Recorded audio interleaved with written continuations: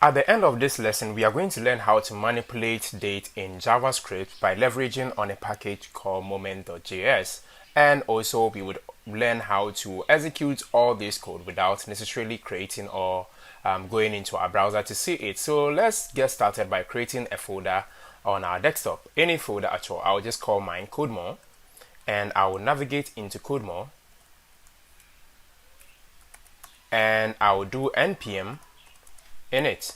So one of the prerequisites of this particular episode is that you should install Node.js on your machine. If you do not have it, go to nodejs.org to download and install it. So I'll use npm init-y to create a JSON package.json file, and I'll then use npm to install a package called Moment.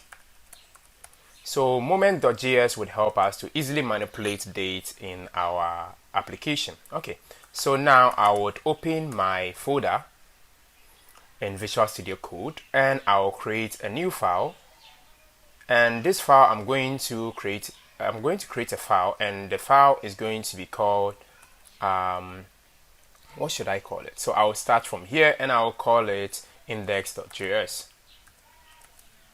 Okay. Alright, so I've created a file called index.js, and I would simply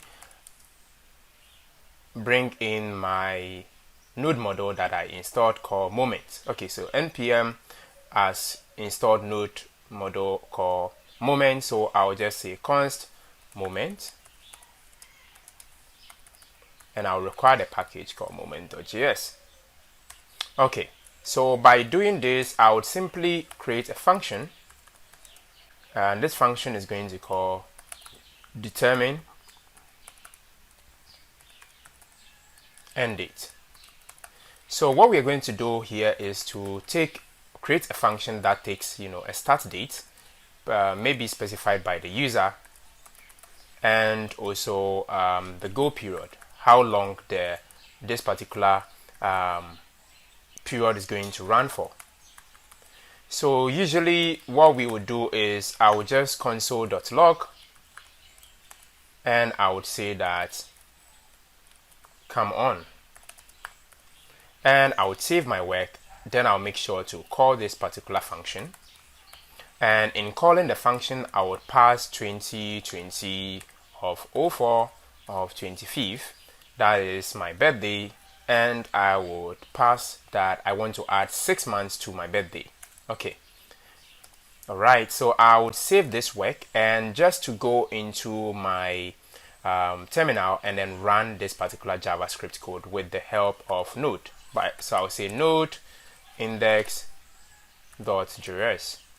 Okay, and you can see that it says come on, which means everything is good to go. So now let's see how we can leverage on Moment to manipulate date. Okay, so this date has been passed to us. We want to use Moment, so I'll call Moment and say that, hey Moment, take this particular start date, and then what I need you to do is to add the exact go period,